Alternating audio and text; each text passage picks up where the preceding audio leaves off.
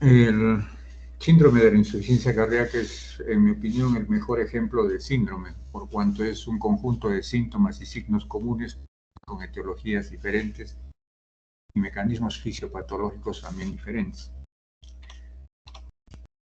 Una de las definiciones que está en la literatura sobre el tema dice así: es un síndrome clínico complejo caracterizado por congestión circulatoria. Acá se está refiriendo a la hipertensión venocapilar pulmonar, o sea, la disnea ortopnea, disnea paroxística nocturna y crépitos pulmonares. Fracaso de la función del ventrículo izquierdo. Ahí se está refiriendo a un compromiso sistólico del ventrículo, o sea, una disfunción sistólica del ventrículo. Dicho de otra manera, generalmente es un fallo de contractilidad. Y esa disfunción sistólica va a generar un bajo gasto, o sea, una fracción de eyección disminuida. Por ende, va a haber un cuadro clínico de bajo gasto, que no es sino tendencia a hipotensión arterial, taquicardia, somnolencia, fatiga, frialdad y palidez distales, oliguria, entre otras. Y luego dice, y progresiva activación del sistema neuroendocrino. ¿Qué ocurre? Ese bajo gasto, como acabo de decir, genera tendencia a la hipotensión. Eso es detectado por el sistema nervioso central y por el aparato extraglomerular del riñón, y entonces activan al simpático y al renina, angiotensina, aldosterona respectivamente.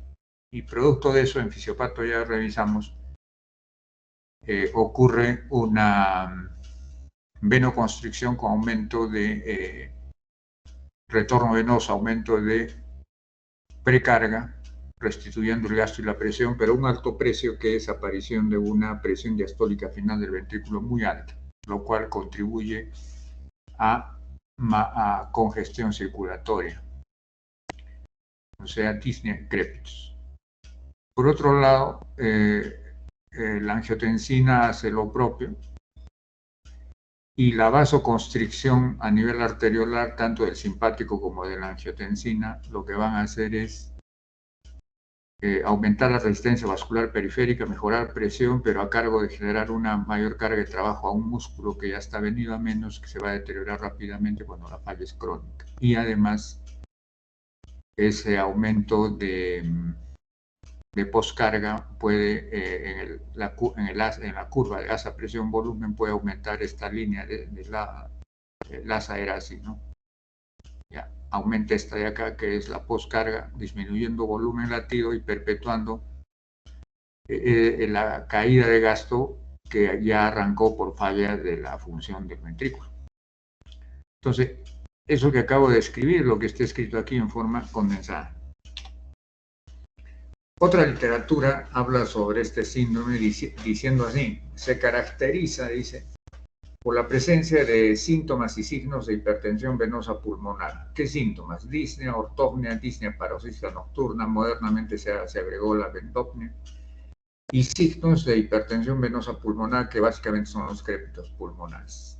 Y o sistémica. Cuando habla de sistémica está hablando de congestión del lado derecho. Entonces esos síntomas y signos de hipertensión sistémica van a ser ingurgitación yugular, hepatomegalia, edema de declive, reflujo hepatoyugular, ¿sí?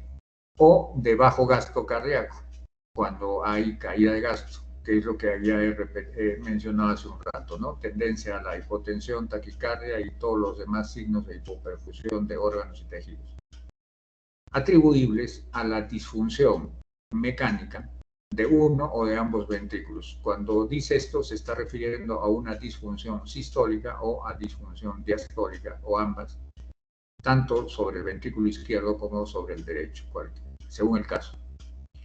Luego dice, la insuficiencia cardíaca puede clasificarse de muy diferentes formas dependiendo del criterio utilizado. Se refiere a que podemos hablar de insuficiencia cardíaca aguda o crónica, podemos hablar de insuficiencia cardíaca de origen cardíaco o de origen extracardíaco, según la enfermedad que está generando la falla. Podemos hablar de insuficiencia cardíaca derecha, izquierda, global, cuando es ambas, congestiva, cuando es componentes se manifiesta a nivel del territorio venoso, pulmonar o sistémico, o de bajo gasto cuando el problema es anterógrado hacia adelante, ¿no? Con caída de gasto de la izquierda.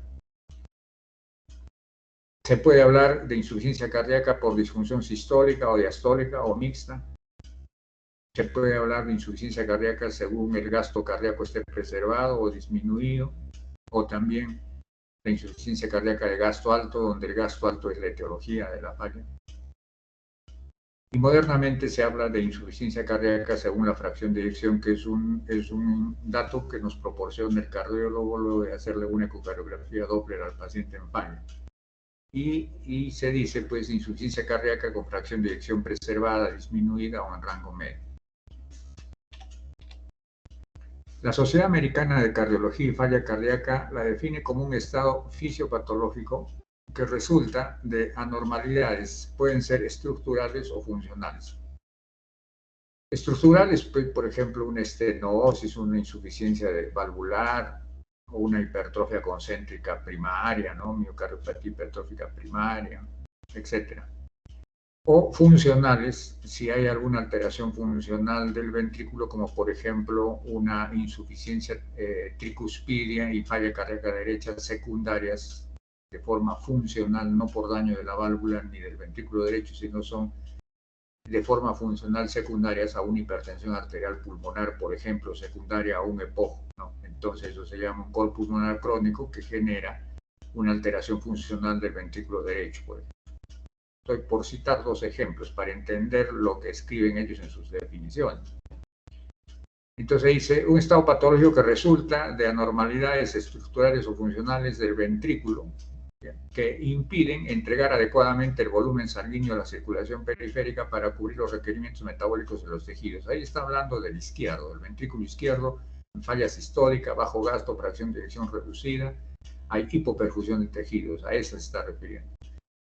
Y luego dice, o por trastornos de la relajación que alteran el llenado ventricular y elevan las presiones intracavitarias. ¿A qué se está refiriendo? Acá se está refiriendo a la disfunción diastólica, de gasto preservado o de fracción de eyección preservada, donde la característica no es la caída de gasto, sino la característica es la elevación de la presión diastólica final de llenado.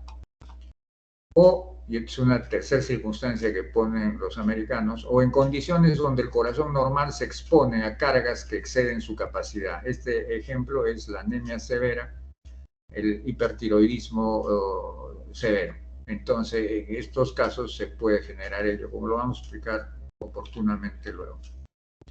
La Sociedad Europea de Cardiología define la insuficiencia cardíaca como un síndrome clínico caracterizado por síntomas típicos que puede ir acompañado de signos causados por anomalía cardíaca estructural o funcional que producen una reducción del gasto cardíaco o una elevación de las presiones intracardíacas en reposo o en estrés. O sea, al final dice lo mismo, ordenando las palabras de manera distinta, pero creo que ya está claro con la explicación que estoy dando de qué se está hablando. Acá sí es interesante que hace mención de que con elevación de presión intracardíaca en algunos es en reposo, por eso la falla cardíaca es fácilmente percibible por el paciente y acude así al médico y nosotros diagnosticamos sin mayor dificultad este síndrome. Pero en otros casos, a esto se refiere a un estrés físico, esto se refiere a actividad física. Entonces, en otros casos, si el paciente es un sedentario, obviamente él no se percata que ya está haciendo falla clínica, porque no hace ejercicio. Entonces, cuando el médico entrevista, le dice, ¿cómo se siente? Y él te puede decir que se siente bien, pero en realidad lo que pasa es que tú no le has preguntado después de eso, ¿usted qué tipo de actividad hace? Y que te cuente. Y si vas a ver que es un sedentario total, entonces obviamente puede tener una insuficiencia cardíaca que no está siendo manifestada porque simplemente requiere un grado de actividad física para que se manifieste. En cambio, en este caso, la falla cardíaca es un poco más avanzada y no requiere una actividad física, en reposo se manifiesta. La insuficiencia cardíaca y la edad, como pueden ver en esta curva, a partir de los 75 años la prevalencia de falla cardíaca crece exponencialmente, un poquito a predominio más de mujeres que varones, pero en ambos. Entonces es una enfermedad de gente mayor. Y como ustedes ya saben, en todos los cursos se nos va diciendo de todos los órganos, de que la población está envejeciendo gracias a los adelantos de la medicina, etcétera, etcétera. Entonces quiere decir que la insuficiencia cardíaca va a ir en aumento y ustedes van a tratar proporcionalmente a lo que yo traté cuando era médico cirujano, mucho más falla cardíaca que yo antes de adquirir alguna especialidad. Estas son las etiologías de falla cardíaca en el mundo, que si bien son de este año, siguen siendo vigentes. En varones y mujeres no hay mayor diferencia y si pueden ver, por ejemplo, esto amarillo es la hipertensión. En los varones el 30% fue la etiología de la falla cardíaca en varones y en mujeres fue el 37%. ¿Qué cosa? Hipertensión arterial. La enfermedad coronaria, el síndrome coronario, 19% en varones, 8% en mujeres. Este 40% son pacientes que han hecho falla cardíaca teniendo ambas cosas, tanto hipertensión como enfermedad coronaria. Entonces, si sumamos todo, en los varones, prácticamente el 89% de pacientes que desarrollaron falla cardíaca tuvieron como etiología hipertensión y o enfermedad coronaria o ambas. En las mujeres fue el 85%. O sea, como se dan cuenta, en la torta etiológica se la reparten en el mundo la hipertensión arterial y el síndrome coronario. Ahora, aquí hay un 11% y aquí un 15%, que no pueden ser despreciables, porque en estas pequeñas tajadas de torta están pues las enfermedades valvulares, están las miocardiopatías chagásica, alcohólica, los compromisos, las fallas cardíacas por uso de antineoplásicos como doxorubicina, etc.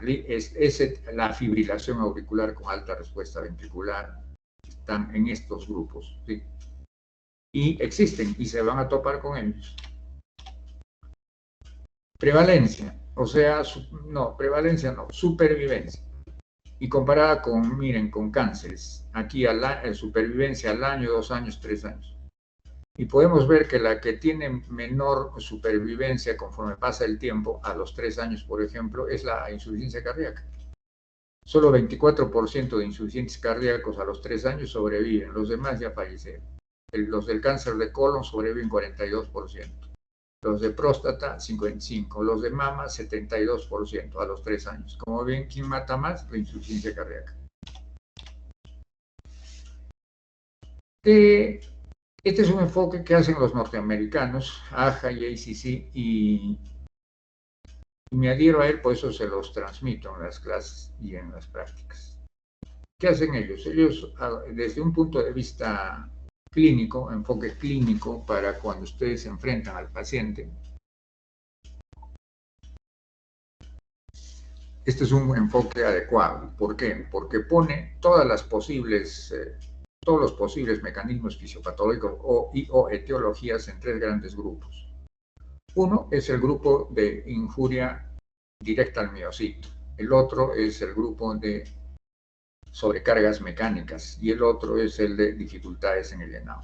Entonces, aquí estarían incluidos todas las etiologías y mecanismos que necrosen miocitos o bien no necrosen, pero alteran totalmente la contractilidad del miocito, o sea, alteran la función contráctil de las arcómenes. O sea, al final es una injuria directa, ya sea por necrosis o por alteración de la contractilidad, terminan generando falla cardíaca. Ejemplos: la necrosis por el infarto de miocardio en forma aguda, edema agudo de pulmón, insuficiencia cardíaca aguda, mata al paciente en las primeras horas del infarto, o puede que después de 1, 2 o 3 semanas este ventrículo infartado se remodele, quiere decir que se dilata y hace falla cardíaca crónica el resto de su vida.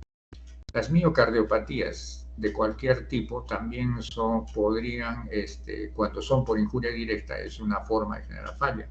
Generalmente acá están incluidas las dilatadas de diferentes etiologías, por ejemplo, la miocardiopatía dilatada chagásica, por el Chagas, la miocardiopatía dilatada alcohólica, por el alcohol, la miocardiopatía dilatada, por ejemplo, por diabetes, y así cualquier injuria directa, ya sea drogas, fármacos, agentes biológicos pueden generar miocardiopatías que tienden a ser dilatadas y falla el corazón. Las miocarditis no son sino infecciones del músculo agudas que también son capaces de generar falla, y justo su principal manifestación es falla cardíaca. O sea, no tiene un cuadro propio. El cuadro clínico de las miocarditis suele ser insuficiencia cardíaca. Es un paciente que llega a ustedes con el síndrome de la insuficiencia cardíaca y cuando siguen investigando la causa encuentran una miocarditis, que puede ser viral, micótica, bacteriana, de cualquier tipo. También puede haber injuria directa al miocito y generar falla inducido por drogas, ¿no? Tanto como el alcohol, como también drogas farmacológicas, como por ejemplo los antineoplásicos, ¿no? Como la doxorubicina, que es la más citotóxica para producir falla cardíaca de los antineoplásicos, pero todas ellas producen unas más que otras. Toxinas podrían hacer lo mismo. Enfermedades sistémicas también pueden tener efecto de injuria directa sobre el miocito y generar falla. Un ejemplo de esto es el lupus eritematoso sistémico, por ejemplo. Acá pasamos a otro grupo donde está, aquí es otro el mecanismo de producción de falla, por ende hay otras etiologías diferentes a esta. Aquí la falla se genera por sobrecarga mecánica, y las sobrecargas mecánicas son de dos tipos, de presión y de volumen. Las sobrecargas de presión es todo aquello que le ofrece resistencia a la expulsión de sangre desde el ventrículo a la gran arteria, en el lado izquierdo a la aorta y en el derecho a la pulmonar. Entonces, ¿cuáles son? Las etiologías más frecuentes que generan esta sobrecarga de presión en el izquierdo serán la hipertensión arterial sistémica, estenosis de la válvula aórtica. En el lado derecho será la hipertensión arterial pulmonar y la estenosis de la válvula pulmonar. ¿Listo? ¿Cómo trabaja esto? Por ejemplo, la estenosis de la válvula aórtica le genera tal grado de presión cuando es severa al ventrículo izquierdo que aumenta la presión diastólica final ventrículo izquierdo. Eso retrogradamente hace que aumente en aurícula, hipertensión venocapilar pulmonar, disnea, ortognia, disnea paroxística nocturna, crepus. Todas estas, las del izquierdo, hacen lo mismo. Sobre el derecho, ¿quién va a generar eso? La hipertensión arterial pulmonar de cualquier etiología. Va a generar aumento de presión en el ventrículo derecho, se dilata aumenta la presión en la aurícula derecha, cava superior, inferior, incurgitación yugular, hepatomegalia, reflujo hepatoyugular, edema de Crigg. Entonces, por sobrecarga de presión, son capaces de generar falla cardíaca, como están viendo. Acá, por sobrecarga de volumen, ¿quiénes son las que generan sobrecarga de volumen? Las insuficiencias de las válvulas, cuando son también severas. Entonces, en el lado izquierdo será la insuficiencia de la válvula aórtica y la mitral, cualquiera de ellas, y en el derecho básicamente la tricuspidia. La pulmonar muy poco, básicamente es la tricuspidia. Entonces, cuando estas válvulas están insuficientes, generan tal grado de sobrecarga al ventrículo que si fuera aguda la insuficiencia que existe, que felizmente es rara, causa un edema agudo de pulmón de inmediato, y si no se lo resuelve de inmediato el paciente fallece. En cambio, cuando la insuficiencia valvular no es aguda, son la mayoría crónicas, se van instalando de leve a moderado a severo. Cuando llegan a ser severas es cuando dan el problema, porque en todo ese transcurso de ir avanzando el volumen regurgitante hacia el severo, que han estado generando, han hecho de que el ventrículo se dilate para manejar compensatoriamente el gran volumen que reciben.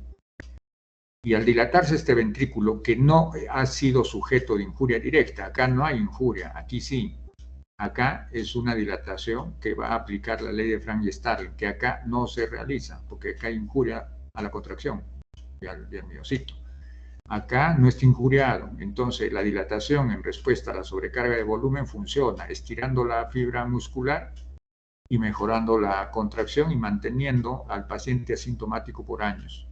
¿Cuándo es que empieza a entrar en falla cardíaca este grupo? Cuando el estiramiento de la fibra muscular, la dilatación es excesiva y supera el valor límite establecido ya por estudios de fisiología por Frank y Starling. Cuando se supera eso, cuando la dilatación es demasiada o ha cambiado la geometría ventricular demasiado por esa dilatación, En ese momento, el paciente disminuye su capacidad contráctil, o sea, la curva, ¿se acuerdan del asa presión-volumen que era así y acá había una línea oblicua asá que era representada la contractilidad? Esta contractilidad en este grupo, vencido la ley de Frank y Starling, esta línea en vez de estar acá, se baja acá. Y al hacer eso, cae el volumen, cae el gasto, entonces tenemos manifestaciones de bajo gasto. ¿Sí? Muy bien. Entonces, como ven, este es otro mecanismo de generar falla. Este es a través de sobrecargas mecánicas, ya sea de presión o de volumen. Y esta es una tercera forma de generarse la falla. Aquí no hay injuria directa como acá. Acá tampoco hay sobrecargas ni de presión ni de volumen. Aquí lo único que hay es un entorpecimiento del llenado del ventricular. Eso es lo que hay. O sea, dificultades en el llenado. De todo esto que está escrito acá, los ejemplos representativos son la estenosis mitral y el taponamiento cardíaco. O sea, esto que acá le pone enfermedad del pericardio, concretamente es taponamiento pericardio. Entonces, vamos a poner como ejemplo la estenosis mitral. Si hay una mitral severamente estenosada, obviamente obliga con rapidez a que la aurícula izquierda aumente de presión retrógradamente, hipertensión venocapilar pulmonar, disnea crepitus. Este es el típico ejemplo en el que una patología del lado izquierdo, es la estenosis mitral, es capaz de seguir aumentando retrógradamente presión, comprometiendo la presión de la arteria pulmonar hacia atrás, generando hipertensión pulmonar. ¿Qué hace la hipertensión pulmonar? Acá está. Genera una sobrecarga de presión al ventrículo derecho. Y como esta es capaz de generar una hipertensión pulmonar de moderada a severa, si llega a ser pues severa, obviamente esta sobrecarga es importante y genera falla al derecho por este mecanismo. Entonces esta paciente, porque prevalece en mujeres, esta paciente viene con disnea crepitus, viene con ingurgitación, edemas, hepatomegalia, ¿de acuerdo? Muy bien. Además, en esta estenosis mitral, si estamos diciendo que es severa, hay que suponer que el volumen de llenado del ventrículo en diástole es mínimo. O sea, va a bajar muy poca sangre por más que aumente la presión en la aurícula izquierda, por la dificultad que le genera el llenado la estenosis mitral severa. Entonces, cuando el ventrículo que está indemne se contrae, ya no puede eyectar pues 70 centímetros, eyectará pues 20, entonces el gasto cardíaco cae. Entonces esta paciente viene también pues con taquicardia, hipotensión, somnolienta, con cianosis periférica, fatiga, etc. Entonces, esta paciente con estenosis mitral viene con el síndrome de insuficiencia cardíaca congestiva global, o sea, izquierdo y derecho, y además bajo gasto izquierdo. ¿Y cuál es su mecanismo? ¿Ha tenido injuria directa a su ventrículo izquierdo? No. ¿Su ventrículo izquierdo ha tenido alguna sobrecarga mecánica para iniciar el problema de la falla? No. La falla se ha iniciado por dificultades en el llenado debido a una mitral severamente estenosada. Ahora, que después secundariamente esta hipertensión pulmonar genere, sí, por sobrecarga mecánica falla el derecho, eso viene después, pero la madre del cordero ha sido dificultades en el llenado. Dependiendo de la sobrecarga de mecánica, a eso se le suele conocer en la literatura como el compromiso hemodinámico. Entonces, si la sobrecarga es de presión, entonces el estrés sistólico de la pared, el estrés de la pared, pues obviamente es en sístole, y a través de transductores mecánicos y señales intracelulares se produce un remodelamiento ventricular, haciendo que las sarcómeras empiecen a moverse y disponerse en paralelo, de tal manera que se genera la hipertrofia concéntrica, donde las sarcómeras se ponen una al lado de otra, engrosando las paredes hacia adentro, la pared del ventrículo hacia adentro, de tal manera que progresivamente va reduciendo la luz del ventrículo, pero no crece hacia afuera. Entonces esto es una hipertrofia concéntrica en respuesta a una sobrecarga de presión. En cambio, la sobrecarga de volumen lo que genera no es un estrés sistólico, sino diastólico de la pared, y por vías similares el remodelamiento más bien hace que las sarcómeras ya no se coloquen una al lado de otra, sino en fila, una después de otra, de tal manera que se distribuyen en serie generando una hipertrofia excéntrica, o sea, dilatación, porque este era el ventrículo normal. Es una hipertrofia concéntrica del ventrículo, es una hipertrofia excéntrica. Esto es lo que comúnmente llamamos dilatación, ¿verdad? Muy bien. Pero ambos son hipertrofias. Eso que estoy mencionando ahí son mecanismos compensatorios que utilizan el corazón dependiendo de la sobrecarga. Entonces aquí tenemos una pieza anatómica post-mortem de un ventrículo con hipertrofia concéntrica. Como pueden ver, tremendo músculo, es un Popeye. Ha sido tanto el crecimiento, el engrosamiento de las paredes musculares, o sea, las sarcómeras dispuestas en paralelo, que la cavidad ventricular era casi nada ya. Es un ventrículo Popeye. ¿Qué genera este ventrículo? Disfunción diastólica, dificultad de relajación, falla diastólica, elevación de presión diastólica final, disnea, crepus. Eso genera este ventrículo. Este, en cambio, es un ventrículo con hipertrofia excéntrica, o sea, está dilatado. Este es un ventrículo que ha sido sometido a una sobrecarga de volumen, probablemente, y a producto de eso se dilató, pero cuando se dilató demasiado, falló la contractilidad, hizo disfunción sistólica, o sea, de bajo gasto, fracción de eyección reducida. ¿Qué ocurrió primero? Clínica de bajo gasto. La caída de gasto activa el simpático de renina-angiotensina y se añade congestión, porque es el alto precio que pagan la activación del simpático y el renina-angiotensina aldosterona, con el afán de compensar la caída de gasto y presión. ¿Sí? Ya está. Entonces, este es el otro tipo de ventrículo. Ahora, este ha podido ser por una sobrecarga de volumen, hipertrofia excéntrica, donde las sarcómeras se disponen una enseguida de otra, no en paralelo. Por eso es de esta manera. Este ventrículo sí, en una placa de tórax se ve como cardiomegalia, el otro no se va a ver cardiomegalia. En la placa de tórax no aparece, no se ve.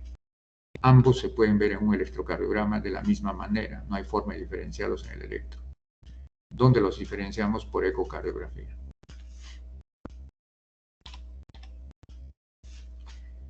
Entonces, un ventrículo dilatado, ¿a qué lleva? A disfunción sistólica. Eso quiere decir que la contractilidad cae. Un ventrículo Popeye de paredes gruesas lleva a disfunción diastólica. O sea, aquí lo que hay es dificultad, problemas de mala relajación, poca distensibilidad del ventrículo engrosado. O sea, disfunción diastólica por ventrículo Popeye, disfunción sistólica por ventrículo dilatado. Aquí la contráctil está preservada. Aquí el problema es aumento de presión diastólica final y congestión por falla en la relajación. Aquí el problema es caída de la contractilidad porque venció la ley de Frank y Starling, y entonces hay bajo gasto, fracción de eyección disminuida, disfunción sistólica. En un ventrículo dilatado tiende a tener disfunción sistólica y por ende el volumen latido, por caída de contractilidad, el volumen latido cae, por ende el gasto cardíaco cae, y obviamente hay una hipoperfusión a nivel de todos los tejidos, ¿no?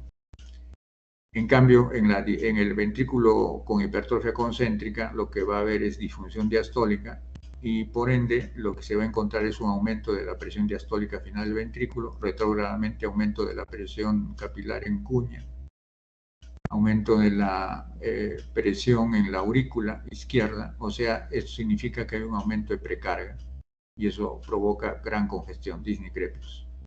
Además, hay un volumen sanguíneo pulmonar aumentado, o sea, esto significa congestión pulmonar, o sea, precarga.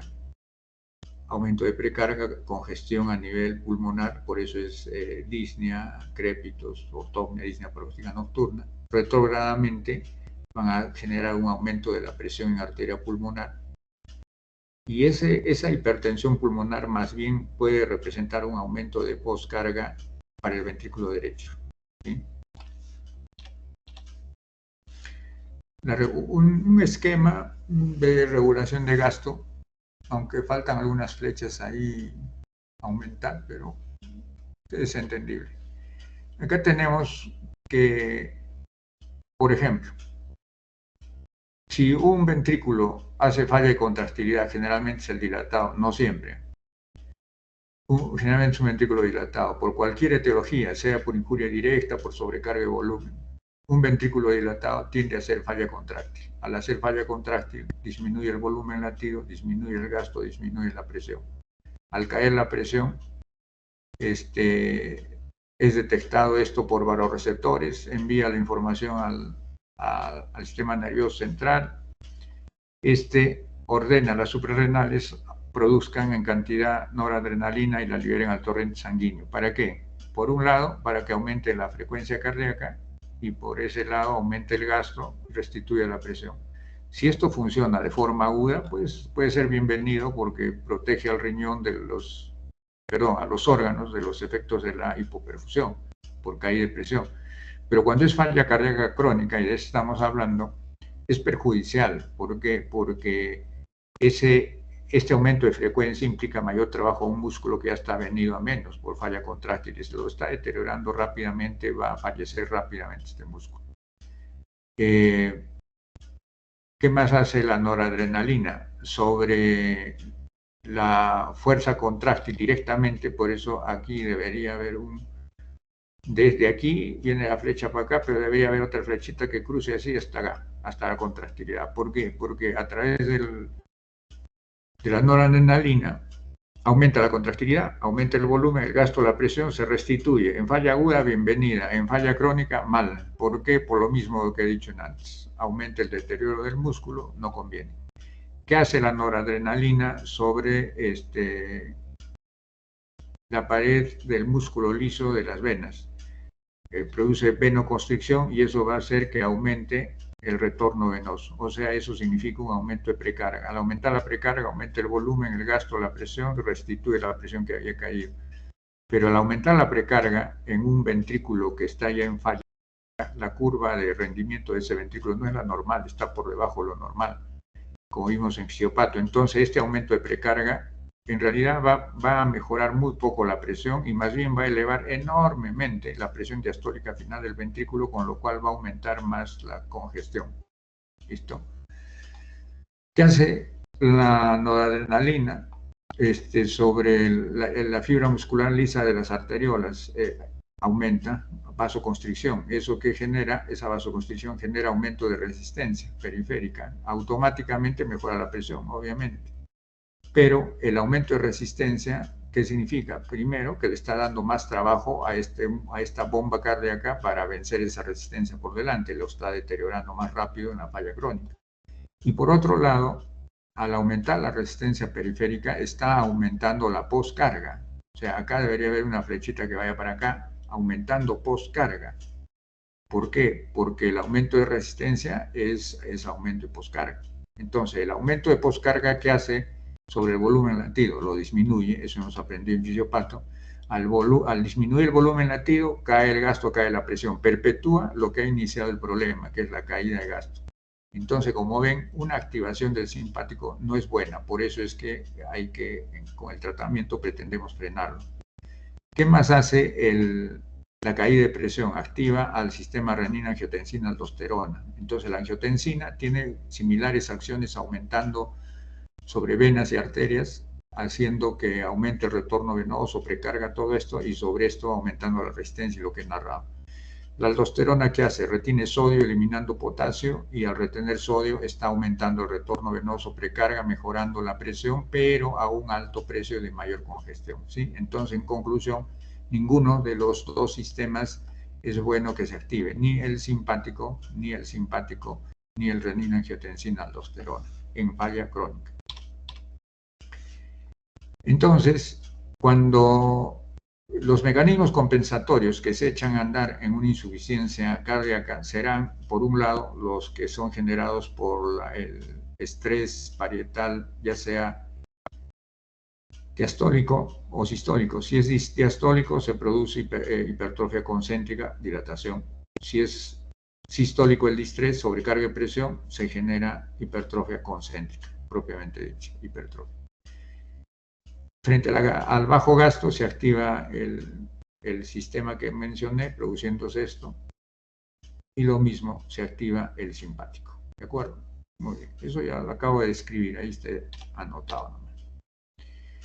Entonces, todos estos mecanismos compensatorios, más toda la normalidad hemodinámica, todo lo que hemos realizado hasta acá, finalmente terminan produciendo un cuadro clínico que es el síndrome, que nosotros vamos a detectar clínicamente, que son síntomas y signos. Y además cambios metabólicos que están acá. Entonces, a nivel de signos físicos de falla cardíaca, estos esquemas que les pongo tienen como fuente los norteamericanos, a el AJA, a la Asociación Americana de Cardiología. ¿Ya? Entonces, por ejemplo, ellos acá mezclan todo, ¿no? No se dan el trabajo de separar. Entonces, pero nosotros tenemos que separar, porque tenemos que tener la capacidad de hacer un diagnóstico sindrómico al final del paciente. Entonces, signos físicos.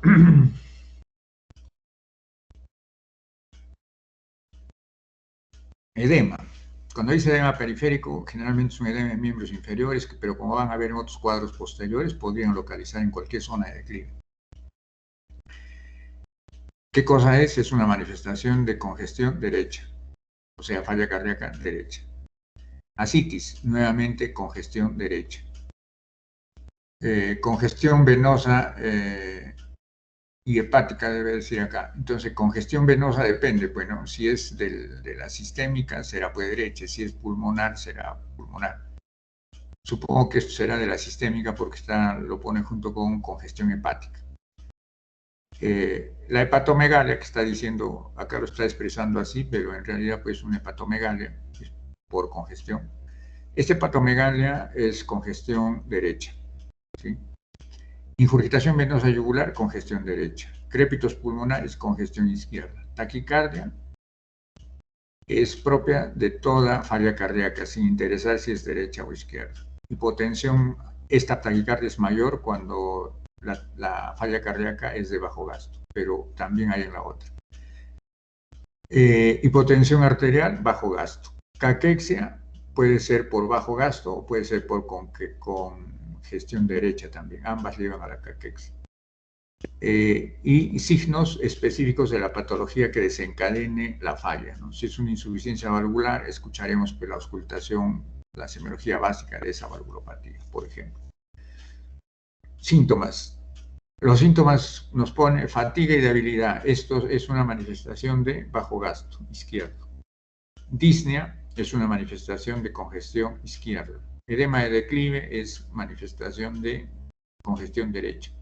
Nicturia es bajo gasto izquierdo. Síntomas gastrointestinales, esto puede ser tanto bajo gasto izquierdo como congestión derecha, ambos. Función mental disminuida, eso es bajo gasto izquierdo. Ortopnea y disnea paroxígena nocturna son congestión izquierda. ¿Qué cambios metabólicos pueden haber? Azoemia, o sea, esto es acúmulo de sustancias nitrogenadas, creatinina, urea. ¿Por qué? Porque como si hay bajo gasto, la filtración glomerular puede caer tanto que se genera anuria, no solo liguria, sino anuria, y entonces elevan los compuestos azoados en sangre. Y eso es transitorio, no es una falla que se quede ahí. Una vez que corrige una falla cardíaca en lo que es bajo gasto, esto vuelve a lo normal. Hiponatremia dilucional, pueden encontrar el sodio bajo en el dosaje de electrolitos y no van a corregir poniendo sodio. Es dilucional, ahí hay que meter diurético, furosemida para que los bajos niveles de sodio restituyen. La hipocalemia básicamente es por la activación de la renina, angiotensina, aldosterona, donde por retener sodio se elimina mucho potasio y puede llevar a hipocalemia. Hipomagnesemia, hiperuricemia. Esta hiperuricemia puede ser básicamente en respuesta al uso de diuréticos que usamos en falla, entonces pueden elevar a ese úrico. Muchas veces tenemos que estar dando medicamentos para controlar esto. La acidosis puede ser un resultado de la hipoperfusión severa por bajo gasto izquierdo. La alcalosis podría ser incluso una manifestación de una alcalosis respiratoria por una taquipnia marcada cuando hay una congestión izquierda. Hipoxia, la hipoxia puede ser importante simplemente por bajo gasto, hipoperfusión izquierda. La saturación de oxígeno puede estar por debajo de lo normal también, es parte de la hipoperfusión. Y puede haber anemia dilucional, el mismo principio que la hiponatremia. Esa anemia no es real, es porque hay exceso de líquido circulando. Una vez que ustedes con el diurético eliminan esta congestión, que es el exceso de líquido, pues los valores de hemoglobina pueden ir restituyéndose. Muy bien. Este es un cuadro extraído de las guías de insuficiencia cardíaca del 2016 de la Sociedad Europea de Cardiología, que en su evento del mes pasado ha sido ratificado, no han modificado nada. Entonces, síntomas y signos típicos de insuficiencia cardíaca ponen ellos. Aquí ponen síntomas, los que llaman típicos y los que ellos llaman menos típicos. Y aquí ponen los signos, igual, más específicos, menos específicos. Nuevamente, no explicitan si son del lado derecho o izquierdo, ¿sí?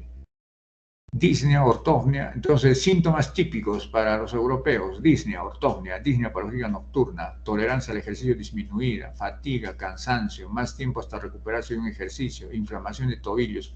Yo creo que acá hay un problema de traducción, porque inflamación es otra cosa, esto no tiene nada que ver con falla cardíaca. ¿Cómo va a haber inflamación? Pues inflamación son signos de flogosis, acá no puede haber inflamación.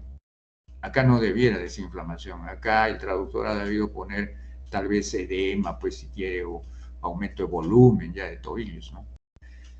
Síntomas menos típicos de falla cardíaca para los europeos: tos nocturna, sibilancia, sensación de hinchazón, pérdida de apetito, confusión especialmente en ancianos, decaimiento, palpitaciones, mareo, síncope, endopnia.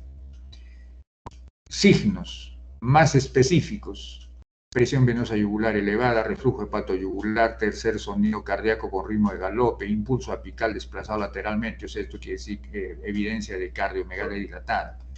Menos específicos: aumento de peso, más de 2 kilos semanales, pérdida de peso cuando la falla es avanzada, pérdida de tejido, caquexia, soplo cardíaco.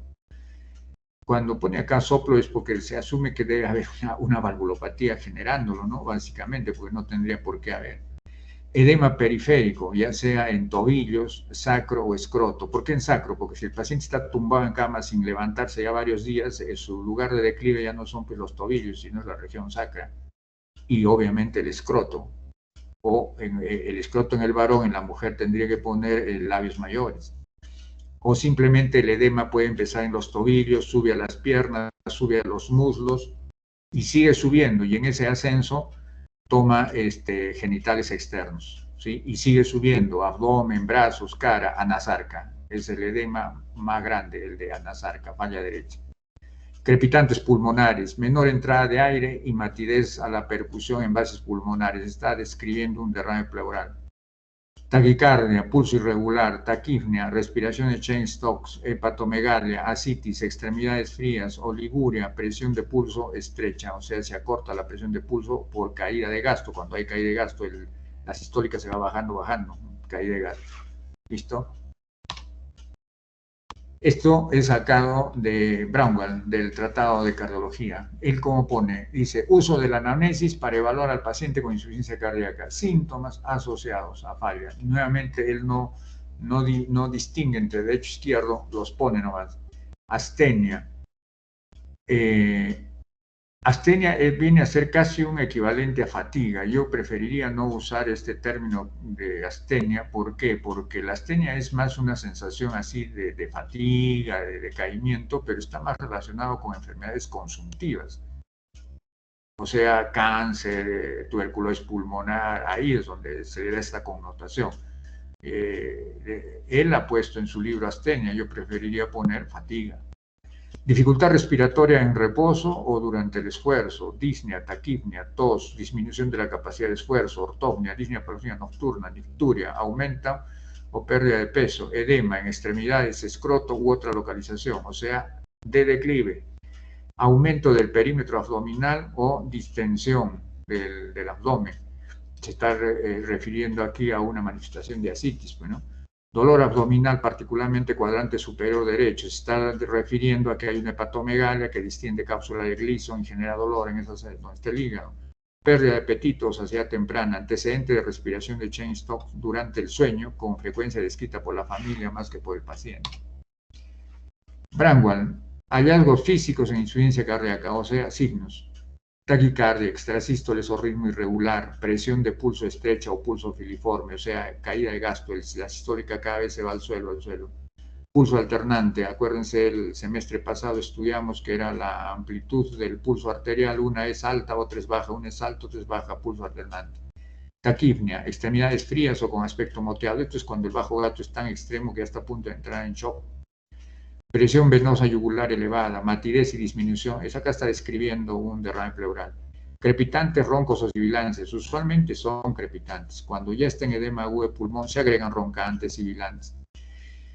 Desplazamiento hacia acá está describiendo un choque de punta desplazado por cardiomegalia. Elevación para externar lo propio. Tercer o cuarto ruido palpables o audibles, auscultables. Soplo de insuficiencia. Acá debería agregar con galope. Para hacer esto falla, tiene que ser con galope. Soplo de insuficiencia tricuspidia o mitral, que pueden ser la etiología o pueden ser secundarios simplemente a una gran congestión con sobrecarga de volumen circulando. Hepatomegalia, con ascitis, edema presacro, anasarca, el grado más extremo de falla derecha, edema pedio, cambios por éstasis venosa crónica, se refiere a que hay distrofia de la piel, o sea, la piel se torna hipercrómica, la de las distal de piernas y pies distrófica, ¿no? Porque por insuficiencia venosa crónica. Debido a que no es una insuficiencia venosa propiamente dicha, sino es un retorno venoso lento por falla cardíaca derecha. Brandwall, hallazgos físicos indicativos de reducción de bajo gasto. Se han dado cuenta que en lo otro no explicitaban eso. Acá ya él nos explicita la clínica de bajo gasto, pero que nosotros ya la conocemos, ya le estamos hablando desde el inicio de la clase y en otras clases. ¿Cuáles son? Nuevamente él pone astenia, acá debería ser reemplazado por fatiga, somnolencia o pérdida de agudeza mental, temperatura corporal baja, taquicardia, presión arterial sistólica baja con compresión del pulso estrecho, o sea, la sistólica se cae, la presión del pulso por ese motivo cada vez disminuye. Pulsos arteriales centrales, es decir, femorales o carotídeos de menor volumen o baja amplitud, extremidades frías y moteadas, ¿sí? Manifestaciones de bajo gasto que pone él. Yo aquí aumentaría, no, son hallazgos físicos, está bien, como hallazgos físicos está bien. Acá, Lili, en su libro de Fisiopato, hace una clasificación para mí más práctica. ¿Para quién? Para ustedes y para cualquier médico, porque nos orienta, a diferencia de todo lo que he venido leyendo de los diferentes cuadros, lo he puesto a propósito, para que vean que es reiterativo, pero que ellos no distinguen mayor cosa. Sí se puede distinguir y se debe distinguir. Entonces, ustedes tienen que hacer diagnóstico sindrómico y eso quiere decir que tienen que determinar qué cosa es del lado izquierdo y qué cosa es del lado derecho. Los síntomas y los signos izquierdos, los síntomas y los signos derechos. Y acá sí lo que hay que, ya, entonces tenemos de síntomas de falla cardíaca izquierda, disnea, ortognia, disnea prolongada nocturna, fatiga. Estas tres son congestión, esta es bajo gasto. Signos de falla izquierda, de aforesia. Doctor, creo que su audio está un poco mal. Pero no podemos hacer otra cosa. ¿No llegan a oír? Ahora sí, pero se entrecorta demasiado. Doctor, en mi caso yo normal puedo escuchar. Bueno. Como está grabado, de repente después pueden intentar dar una revisadita esa parte, pues. Ya, porque obviamente ustedes entienden sobre el audio, yo no puedo hacer nada. Ahora, si todos estuvieran oyendo mal el audio, ahí sí estamos en problemas, porque lo único que me quedaría es grabar la clase en el PowerPoint y pasárselas, pero eso es bien pesado. Para pasarlo hay que subir a la nube y yo no uso la nube, entonces tendría que fraccionarlo, pasárselo por pedacitos al delegado, el delegado al resto. Ocupa más tiempo. Si se oye, si se oye, mejor sigamos nomás. Si no, la alternativa es esa, ¿no? Pasarles una clase, no la que le voy a pasar a la doctora Olenka, que después se las pone a ustedes, que es imágenes de PowerPoint, sino yo tendría que ya hablarlas. Bueno, a ver, vamos a continuar, ya me interrumpen nomás si es que realmente el audio para la mayoría es muy... O sea, si no es por gusto voy a hablar, si no me van a oír, obviamente. Ya, me dicen ya en el transcurso, esperemos que se mejore. A ver, entonces decíamos, del lado izquierdo, signos de aforesis, taquicardia, no, sino taquicardia, taquipnea, crépitos pulmonares, P2 aumentado de intensidad, ¿esto qué significa? Hipertensión arterial pulmonar. Y como dice acá, a diferencia de Bramwell, dice galope por tercer ruido. O sea, para que sea el tercer ruido y el cuarto falla cardíaca, tiene que estar con galope, solitos no son fallas. Entonces, esto está bien, galope por tercer ruido o galope por cuarto. El por tercero generalmente hace pensar en disfunción sistólica, no siempre. Y el otro en diastólica, no siempre. Lo importante es que basta que haya un galope, sea tercero, cuarto o de suma cuando están ambos, eso es fallo. Insuficiencia cardíaca derecha, síntomas, el edema periférico, ya saben que principalmente es distal en miembros inferiores, pero han visto puede ser en genitales externos, pues en la región sacra, todo depende de cuál es la posición de declive de ese paciente y del grado de edema, si es anasal acá va a estar en todo el cuerpo. Malestar en el cuadrante superior derecho del abdomen por hepatomegalia, o sea, esto lo llama él un síntoma, ¿no? Bueno, está bien, de derecha. En cuanto a lo que ustedes van a encontrar en el examen físico de derecha, es la incurgitación yugular, la hepatomegalia, el edema periférico. Y aquí habría que aumentarle el reflujo hepatoyugular, ¿no? Porque ustedes apretan este hepatomegalia, están unos 30 segundos apretando y van a ver que la columna incurgitada asciende. Entonces eso falta añadir acá. Pero me gusta bastante esto porque miren, es concreto. Los otros autores nos han puesto una lista enorme. Cuando ustedes leen eso dicen, y todo esto voy a aprender. Y todo esto voy a tener que saber frente al paciente, y todo esto me van a evaluar en el examen escrito. No. En cambio acá es bien concreto, y esto es así, uso eminentemente práctico. El diagnóstico de la insuficiencia cardíaca es siempre clínico, basado en anamnesis y en la exploración física, o sea, en todo lo que reiterativamente he repetido de diferentes fuentes, con el apoyo de determinadas pruebas complementarias. Es uno de los diagnósticos clínicos cardiológicos más difíciles de hacer con seguridad, o sea, que tú pongas la mano al fuego así solo con la clínica, es de cuidado. Por eso uno es prudente cuando establece el diagnóstico. Entonces, en el afán de mejorar eso, de darnos más seguridad en el diagnóstico, existen una serie de score o de criterios. Este es uno de los primeros criterios que se estableció. Miren en qué año fue publicado. Son los criterios de Framingham, ¿sí? Pero que sigue vigente. ¿Y cómo se establece acá? Hay criterios mayores y menores. En los menores, para que se considere que uno de estos, considerarlo, por ejemplo, el edema, el miembro inferior, considerarlo criterio menor, tienen que haber descartado otras etiologías del edema. Por eso este asterisco ahí. Entonces, si yo veo que es un paciente con unas varices muy marcadas de miembros inferiores y tiene edema, yo no voy a pensar que es por insuficiencia cardíaca. Yo lo primero que voy a pensar es que sea por sus varices, tal vez. Entonces, ya no tengo la seguridad que tengo un criterio menor, porque hay posibilidad que tenga otra etiología. En cambio, si no hay nada que me explique el edema, yo lo considero menor y entra ahí. Estos son mayores, estos son menores. Y aquí les dice cómo hacen el diagnóstico a través de los criterios de Framingham. La presencia de dos mayores, dos de acá, ya está el diagnóstico hecho. O basta que tengas solo un mayor, pero dos menores, que no se expliquen por otra cosa, también es diagnóstico. Entonces, ¿cuáles son? Mayores, disnea paroxística nocturna, ingurgitación yugular, estertores, se está refiriendo a crépitos pulmonares. Cardiomegalia, esto lo pueden saber porque hay un choque de punta desplazado en el examen físico. Edema agudo de pulmón, galope por tercer ruido, flujo hepatoyugular, pérdida de peso mayor de 4,5 kilos después de haberlo tratado. Eso es 4,5 kilos, es agua, la congestión que tenía, que ustedes la han hecho eliminar por el riñón.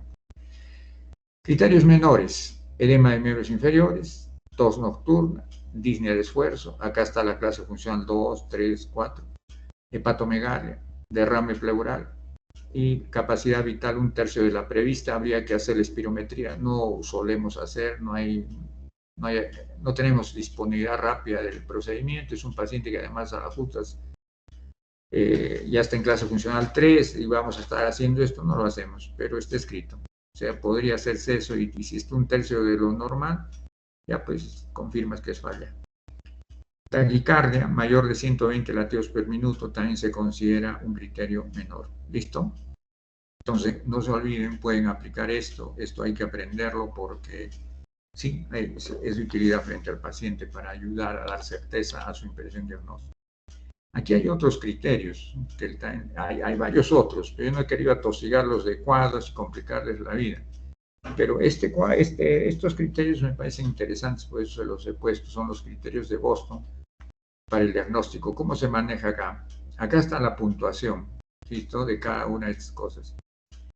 Pero aquí te dice de que acá esta categoría es historia clínica, esta es examen físico y esto es placa de tórax. Con esas tres cosas tú puedes aplicar los criterios de Boston. Te dice que a cada una de estas categorías máximo le puedes dar 4 puntos, no más. O sea, tu máxima puntuación puede ser de 12, ¿de acuerdo? Y entonces una vez que haces estas sumatorias de lo que te salga, consideras que el diagnóstico es definitivo cuando la puntuación total te da de 8 a 12. Si la puntuación te sale de 5 a 7, consideras el diagnóstico posible. Si la puntuación es menor de 4 puntos, todo esto, menor de 4, es improbable. ¿Listo? Revisemos para tener una idea qué les pone acá Boston.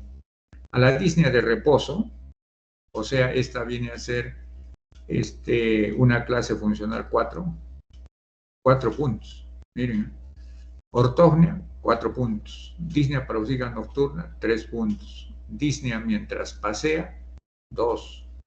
Mientras sube, se entiende las gradas, 1. Examen físico. Basado en la frecuencia cardíaca. Si la frecuencia está entre 91 y 110 por minuto, 1 punto. Si la frecuencia es mayor de 110 por minuto, 2 puntos. Entonces puede ser 1 o 2. Si tiene ingurgitación yugular, si la ingurgitación yugular es mayor de 6 centímetros de agua, 2 puntos. Si es esa ingurgitación junto con hepatomegalia o la ingurgitación con edema, 3 puntos. Esto de centímetros, olvidémonos, es simplemente si hay ingurgitación, así de simple. Si tú lees el cuello y está ingurgitado, ya tiene 2 puntos. Si además de ingurgitado hay hepatomegalia, tendría 3 puntos. Si además de ingurgitado hay edema periférico, 3 puntos. Si tiene crepitantes pulmonares en las bases, 1 punto. Si está más arriba de las bases, de repente llegando ya a la mitad inferior de ambos hemitórax, 2 puntos. Si le encuentras sibilancias, 3 puntos. Acuérdense que las sibilancias generalmente aparecen cuando ya está entrando en edema agudo de pulmón, o sea, cuando la congestión izquierda es severa. Después no aparecen, solo aparecen estos. Si hay un tercer ruido, 3 puntos. En la placa de tórax, si hay un edema pulmonar alveolar, o sea, signos de congestión venosa en el pulmón, que es un infiltrado algodonoso blanco en ambos pulmones con hilos prominentes blancos, eso es edema pulmonar alveolar, 4 puntos. Si es un edema intersticial pulmonar, son las líneas B de Kerley, todo eso los voy a mostrar ahorita. Si es el edema intersticial pulmonar, eso es líneas B de Kerley en la placa, 3 puntos. Si hay un derrame pleural bilateral, 3 puntos. Si el índice cardiotorácico es mayor de 0.5, eso quiere decir cardiomegalia dilatada, 3 puntos. Si hay redistribución vascular, esto también es conocido como cefalización vascular, donde el flujo, en vez de predominar de los cilios hacia abajo, lo que es normal por gravedad, ¿de qué flujo hablo?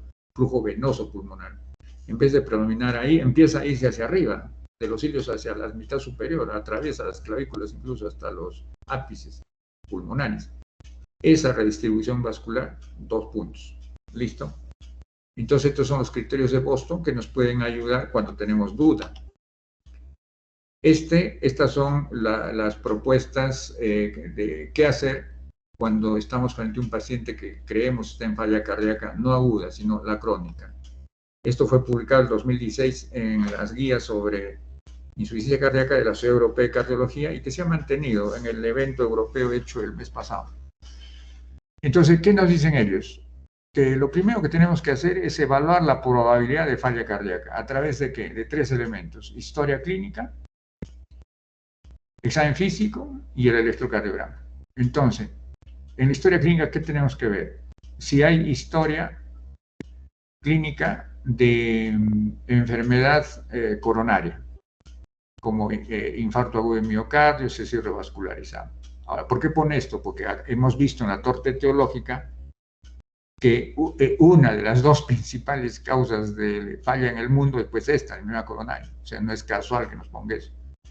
Historia clínica, ¿de qué? De hipertensión arterial. Tampoco es casual, ahí están las dos grandes etiologías de falla. Tercera cosa a preguntar en la historia. ¿Ha habido exposición a fármacos cardiotóxicos o radiación? Se refiere al tratamiento oncológico. Si ha recibido quimioterapia, realmente tiene posibilidad de falla. Si ha recibido radioterapia en la zona del tórax, no en otro sitio, ¿no? Si la radioterapia es, qué sé yo, en la pelvis, eso no tiene que ver con falla cardíaca, pero si está cercano al corazón, sí. Entonces, también esa exposición pone en posibilidad de falla a ese paciente. Si tiene historia de que ha usado diurético, no que sea automedicado, ¿verdad? Sino que algún médico recetó diurético, hay posibilidad de que ella algún momento ya tenga falla, por eso te dieron diurético. Es una probabilidad nada más. Si el paciente, cuando lo interrogamos, tiene ortopnia a la anamnesis, igual. Si por la anamnesis encontramos que hay disnea paroxística nocturna, igual. Entonces, estas son cosas por anamnesis, como pueden ver, son antecedentes, hasta de uso de fármacos y finalmente síntomas, ¿no? Indagados por anamnesis, que harían que existiera probabilidad de falla. En el examen físico, ¿qué recomiendan? Que busquemos crepitantes pulmonares. Hay que poner sí o sí el estetoscopio en la base de los pulmones. Que busquemos si hay edemas distales de miembros inferiores. Acá lo ponen como edema de tobillo, es edema de pie, tobillo, tercio distal de pierna, etc. Pero que sea bilateral, porque si es solo de un lado, eso es un edema que no tiene nada que ver con falla. La falla cardíaca no va a discernir entre un pie y el otro, entre una extremidad y la otra. Si escuchas un soplo cardíaco, porque ya hemos visto que los soplos de todas las valvulopatías posibles están metidos como etiología por sobrecargas de presión o de volumen de falla. Si tiene ingurgitación venosa yugular, porque es un criterio mayor de Framingham para falla. Si tiene un latido apical desplazado lateralmente, o sea, eso quiere decir que me está diciendo que tiene un ventrículo dilatado, una cardiomegalia, o sea, una hipertrofia excéntrica. Y si tiene eso, ¿por qué no me puede hacer falla? Claro que puede hacer, ya hemos visto, puede hacerme falla contráctil, disfunción sistólica. Luego, ¿qué vemos en el electro? Cualquier anomalía del electro, sea la que sea, apoya la probabilidad de que haya falla cardíaca, que esté o bien generando esa anomalía o al revés. Si esa anomalía es una FA, por ejemplo, fibrilación auricular, con alta respuesta ya tengo la etiología de la falla cardíaca. Y entonces comprueba que es una falla y encima es la etiología. Si encontramos entonces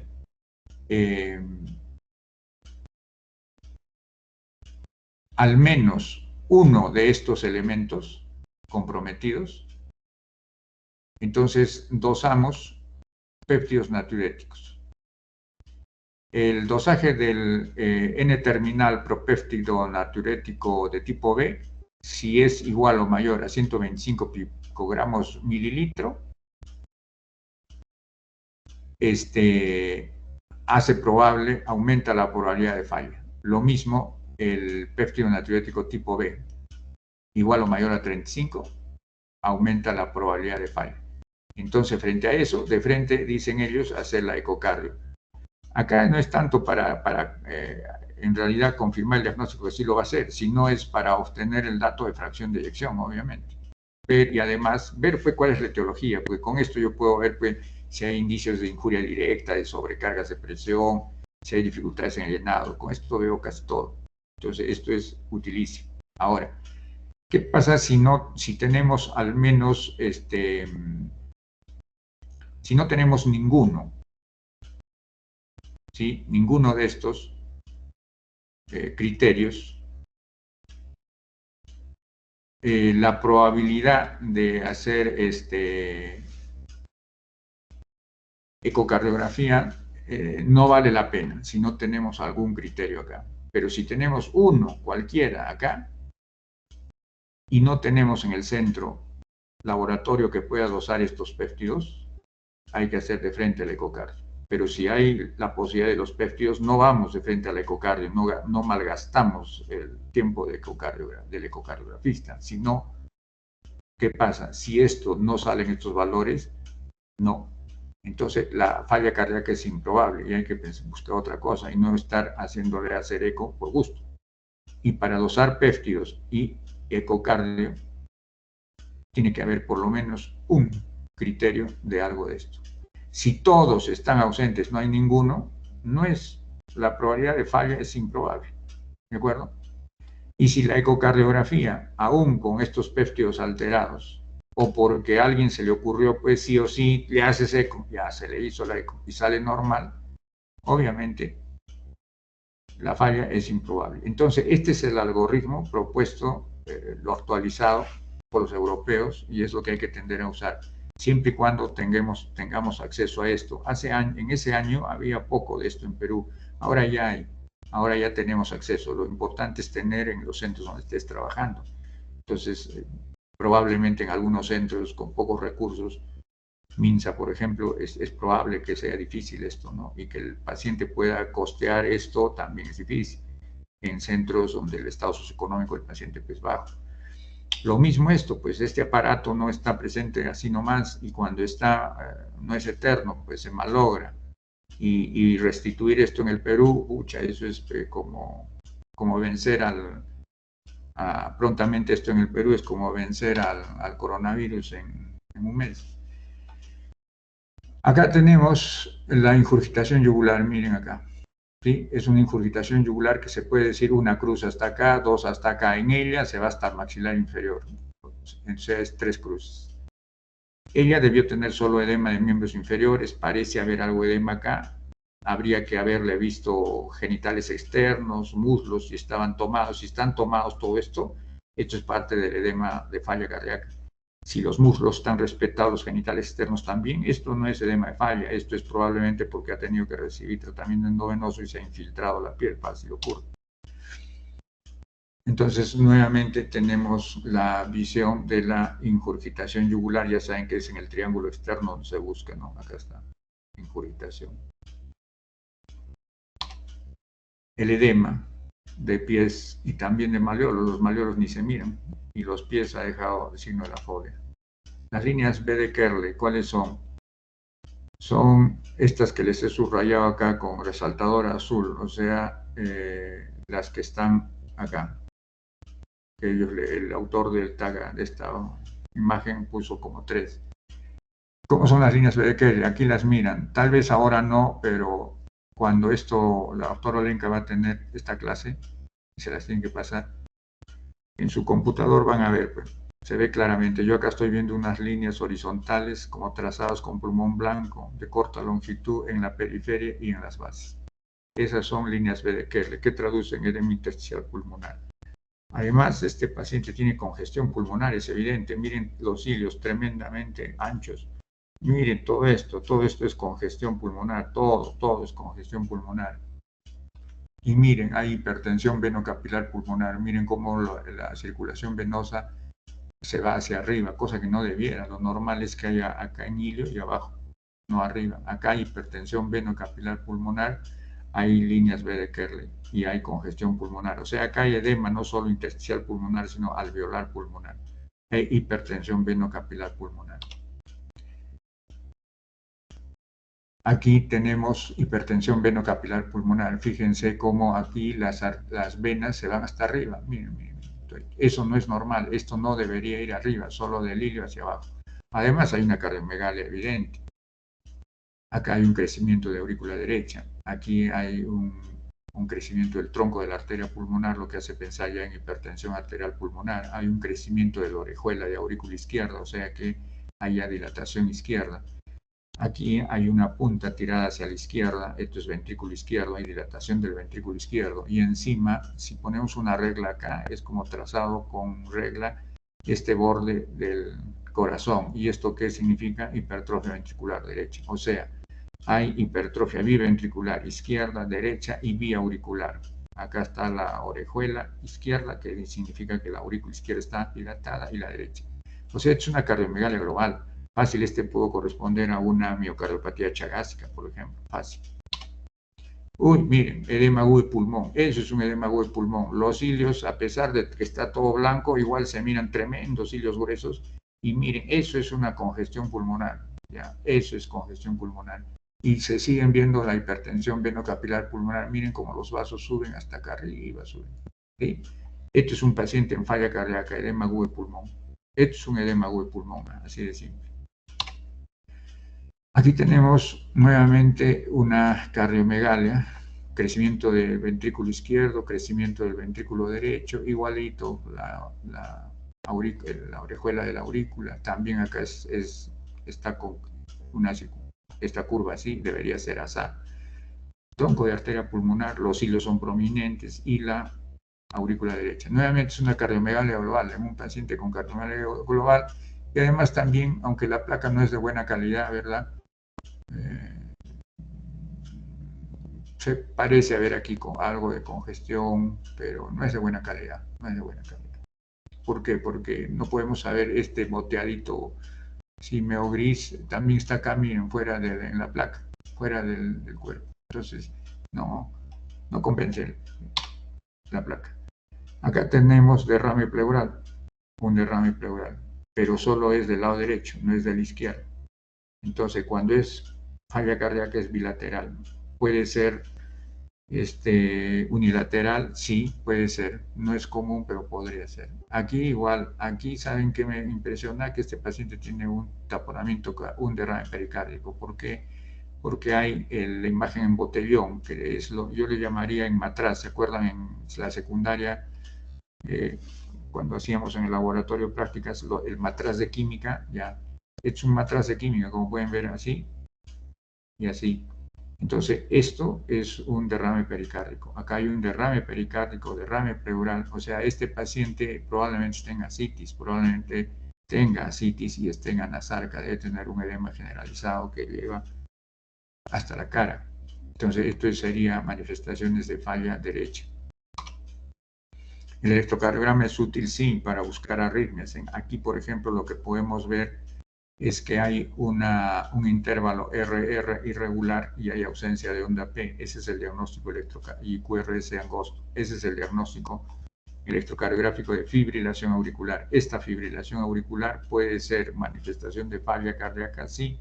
La falla cardíaca puede dar cualquier arritmia, pero también puede ser al revés, puede ser la etiología. Para que sea la etiología de la falla a través de dificultades en el llenado, tendría que haber una respuesta ventricular alta, o sea, al ser bien acelerada, una FA acelerada. No es el caso, ¿sí? Pero podría ser que hayan tomado esta placa o este electro, perdón, ya corregido eso, ¿no es cierto? Lo cierto es que acá hay una FA y es útil, pues, ver esto. La ecocardiografía, pues, valiosísima, es el gold estándar en insuficiencia cardíaca. Entonces, por ejemplo, aquí esta es la raíz de aorta y esta es la aurícula izquierda. La aurícula debería tener el mismo diámetro de la raíz. Miren, es más de 2,5 veces. ¿Qué quiere decir dilatación de aurícula izquierda? Este ventrículo también está dilatado. Acá hay una dilatación de ambos. ¿Qué podría haber habido? Una insuficiencia mitral severa. Dilata ambos. Además, acá tenemos derrame, esto es derrame pericárdico. ¿Sí? Entonces, ven, con solo ver esto ya sabemos, ya estamos pensando las posibles etiologías, ¿no? Esa es una ecocardia. Esto es para que vean qué correlación hay generalmente entre la falla sistólica, que es más propia de ventrículos dilatados, y la falla diastólica, que es más propia de ventrículos con hipertrofia concéntrica, a través de la historia clínica, a través del examen físico, de la placa de tórax, del electrocardiograma y de la ecocardiograma. Entonces ahí van a ver cosas como, por ejemplo, que la cardiopatía coronaria básicamente te da falla sistólica, porque lo que tiende a hacer es dilatar al ventrículo y falla sistólica. También podría dar falla diastólica. La hipertensión arterial, hemos aprendido en fisiopato, genera sobrecarga de presión al ventrículo. ¿Qué tipo de hipertrofia genera compensatoria? Esta, concéntrica. ¿Qué falla da? Diastólica. Como ven acá le pone 4 cruces, mientras que la sistólica solo 2, porque hemos aprendido que esta dilatación de ocurre en etapa final. Entonces, sobre una falla diastólica, al final se agrega una sistólica. Puede ocurrir, ¿sí? La diabetes más bien tiende a ¿qué? A dilatar, no a generar concéntrica. Entonces, si tiende a dilatar, puede haber una miocardiopatía dilatada diabética. Y miren, 3 cruces para fallas sistólicas. Y así, ¿no? Esto ya con calma lo pueden revisar para que les pueda servir en la práctica. La insuficiencia cardíaca por disfunción sistólica se corresponde entonces con insuficiencia cardíaca con fracción de eyección disminuida, ¿no es cierto?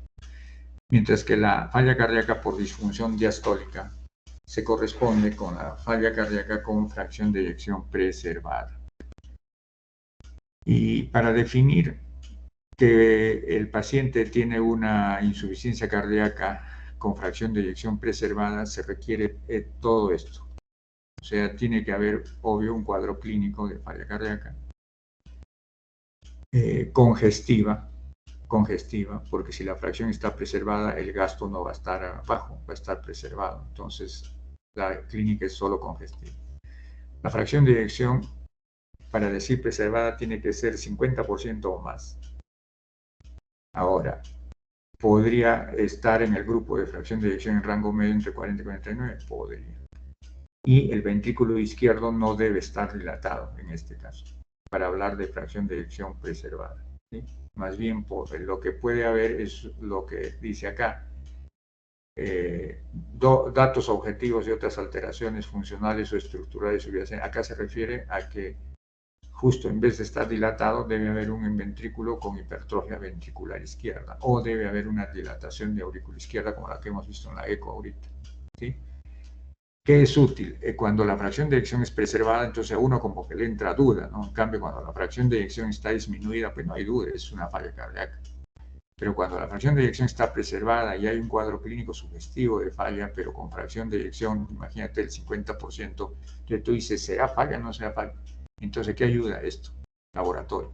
Hay que dosar, ya hemos visto, los péptidos natriuréticos, ¿sí?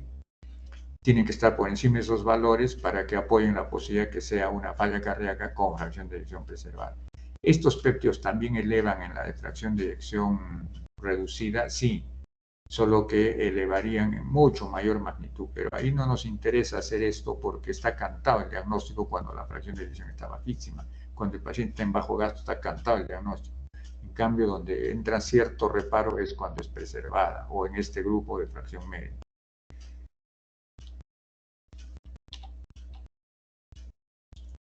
Esta es la clasificación actual en base a la fracción de eyección propuesta pues desde el 2016 por los europeos y vigente y reafirmado el mes pasado por el Congreso Europeo de Cardiología. Entonces aquí tenemos el tipo de insuficiencia cardíaca. Tenemos el de fracción de eyección reducida. Acuérdense, este es por debajo del 40%. Fracción de eyección en rango medio entre 40 y 49. Fracción de eyección preservada o conservada igual o mayor al 50%. ¿Qué tienen de común las tres fallas cardíacas? Que el cuadro clínico, síntomas y signos es exactamente el mismo de los tres. O sea, no, por clínica no podemos saber cuál de ellos es. ¿Qué se tiene que hacer? La ecocardiografía Doppler, el cardiólogo la hace y nos aporta esta información y ya tenemos el diagnóstico fisiopatológico. El problema está en que si no tenemos el ecocardiógrafo o el cardiólogo que haga eso, o el equipo, entonces, ¿de qué vamos a echar? Uso de nuestras clases de fisiopatología, porque tenemos que razonar en función de la probable etiología, que es lo primero que tenemos que definir, y en función de eso razonamos que si es por injuria directa, que si es sobrecarga de presión o volumen, o es por dificultades en el llenado. Y según eso, nosotros vamos a hacer un raciocinio fisiopatológico, vamos a interpretar todo en la curva de asa presión volumen y vamos a determinar qué probable fracción de eyección sea. Es lo que tenemos que hacer. Y generalmente hablamos de disfunción sistólica, diastólica o dificultades en el llenado para reemplazar estos términos que requieren que el cardiólogo haga la eco. Y no siempre en el país va a estar esto a la mano. ¿Listo? Seguimos.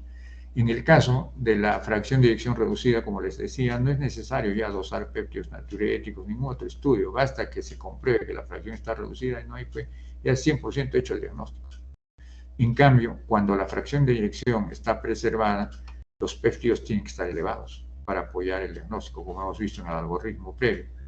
Y al menos tiene que haber un criterio adicional, ¿cuál es? Hipertrofia concéntrica del ventrículo o dilatación de la aurícula izquierda. Uno de los, alguno de estos. O este. Si no hay esto, tendría que el ecografista demostrar que hay disfunción diastólica. Eso lo demostramos con la ecocardio mismo.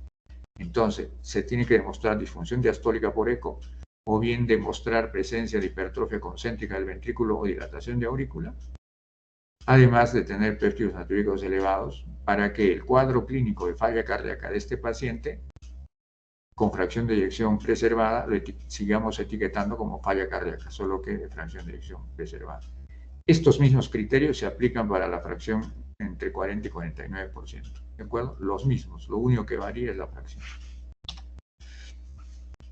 En esas guías del 2016 de falla cardíaca nos ponen, yo diría que nos actualizan la clase funcional, que fue originariamente hecha por los cardiólogos de Nueva York. Es usada prácticamente en todo el mundo. Como ven, esto fue por los de Nueva York y esto aparece en una publicación de la Sociedad Europea de Cardiología. Muy bien. Entonces, pero ellos la han enriquecido, porque la de Nueva York se basaba solo en disnea. En cambio, ellos la han enriquecido. ¿De qué manera? Si el paciente no tuviera disnea, pero sí fatiga, entonces usas también la fatiga para hacer la clasificación. Si no tuviera disnea ni fatiga, puedes usar la presencia de palpitaciones del paciente para hacer la clasificación. Esto es un enriquecimiento hecho por los europeos desde el 2016 y sigue vigente. Entonces, acuérdense que clase funcional 1 es el que no tiene pues ninguna limitación física, o sea, es una persona que no tiene en realidad ni disnea, fatiga ni palpitaciones con una actividad habitual. O sea, todos nosotros estaríamos en clase 1. La clase funcional 2 es la disnea a grandes o pequeños esfuerzos. No, que estoy hablando, a grandes o medianos esfuerzos. Esta es la 2. Disnea a grandes o medianos esfuerzos. Si no hay disnea, pero si hay fatiga, entonces tenemos que averiguar si la fatiga aparece a grandes o medianos, la etiquetamos 2. Si las palpitaciones aparecen a grandes o medianos esfuerzos, es 2. Clase funcional 3, esta es a pequeños esfuerzos. ¿Cuáles son? Actividades de aseo personal, muda de ropa. Pequeños esfuerzos. Si aparece la disnea al peinarse, clase funcional 3. Si no hay disnea, pero aparece fatiga al peinarse, clase funcional 3. Si no hay nada de esto, pero tiene palpitaciones cuando se peina, clase funcional 3. Esta, la 4, tiene que aparecer en reposo. No la confundan con la ortognia, por favor.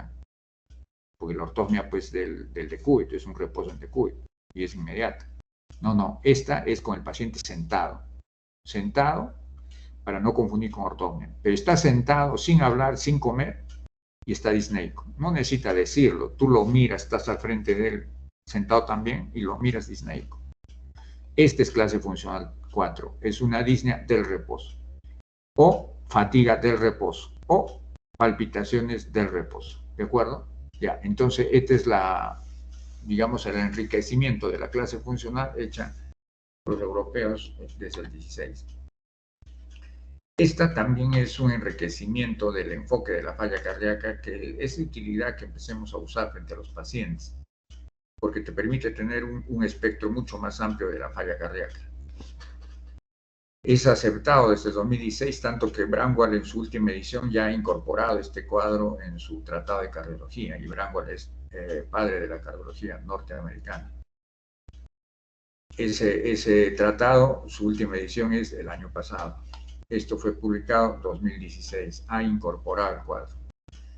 ¿Qué dice? Etapas de la insuficiencia cardíaca. ¿Sí? Entonces, a ver, se los digo explicado para que sea más fácil de entender. Uno diría que un paciente está en etapa A de falla cardíaca cuando tiene un riesgo alto de hacer falla, porque tiene alguna de las etiologías que sabemos genera falla. Pero cuando lo estudiamos, por ejemplo, a través de una ecocardiografía, es normal la eco. Y obviamente no tiene el cuadro clínico. Entonces, ejemplo, hipertensión arterial, acá. Ejemplo, paciente portador de cualquiera de los síndromes coronarios. Esos pacientes no tienen clínica de falla. La ecocardiografía es normal, pero solo por tener un riesgo alto de falla, ya se les debe considerar como portadores de la etapa A de falla cardíaca, ya desde arranque. Etapa B de falla es aquel que tenga o no riesgo alto, eso ya pasó, esa fase ya pasó. Lo cierto es que le hacemos la ecocardiografía y encontramos ya una fracción de eyección disminuida o un ventrículo dilatado, qué sé yo. Sin embargo, todavía no tiene clínica de falla cardíaca. O sea, no ha desarrollado el cuadro clínico de falla. Pero cuando hago el estudio, yo encuentro ya evidencias de falla.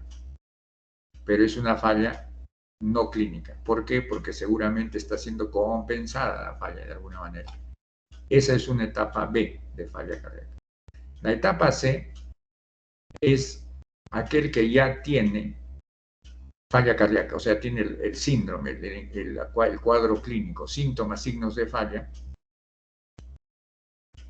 y además se corrobora en la ecocardio, por ejemplo, que hay alteraciones propias de la falla cardíaca. Esa sería una etapa C. Estas serían los pacientes que llegan a nosotros. ¿Por qué? Porque llegan con clínica de falla cardíaca. Y cuando se hace el estudio auxiliar se confirma. Entonces, esto es etapa C. Pero, ¿por qué hicieron esto? Porque ellos propenden a que nosotros ya estemos hablando de falla en etapa B y A. ¿Para qué? Para hacer prevención. Ya que es de alta mortalidad, como han visto la falla cardíaca. Ahora, la D, eso ya es una falla cardíaca refractaria al tratamiento estandarizado habitual. Entonces, esta es un grado muy, muy severo de falla refractaria al tratamiento, la D.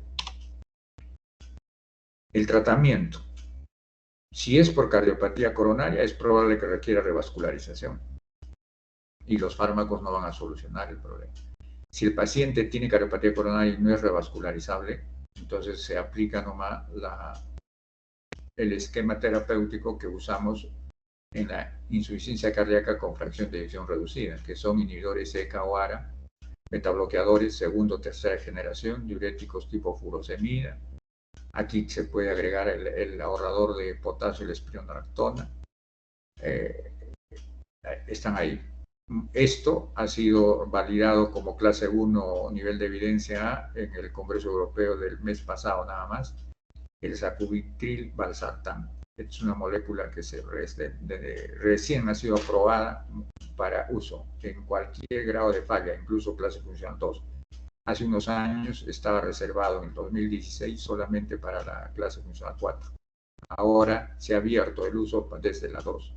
La ivabradina ha sido incorporado para el tratamiento de falla por los norteamericanos. Los europeos todavía no lo han incluido.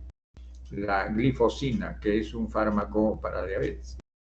Este fármaco ha demostrado por ensayos clínicos tener un resultado favorable en el manejo de falla cardíaca cuando es diabético el paciente. Entonces, ahora se está indicado que demos glifosina a ese diabético en falla. Esto es nuevo. Los digitálicos se usaban siempre para frenar el simpático. Más bien, como lo he puesto ahí, está al final y ya casi alejándose porque tendemos a no usarlos, solo en casos extremos o muy necesarios los usamos, por las complicaciones que da y no aportan otra cosa más que frenar. Cuando la fracción de eyección es preservada, entonces lo que hay que hacer es tratar de ubicar cuál es la causa y de acuerdo a eso tratar de manejar un esquema terapéutico. No hay nada dicho para la fracción de eyección preservada hasta ahora, desde hace muchos años todavía no hay un tratamiento que se demuestre ser eficaz acá. Se está ensayando varias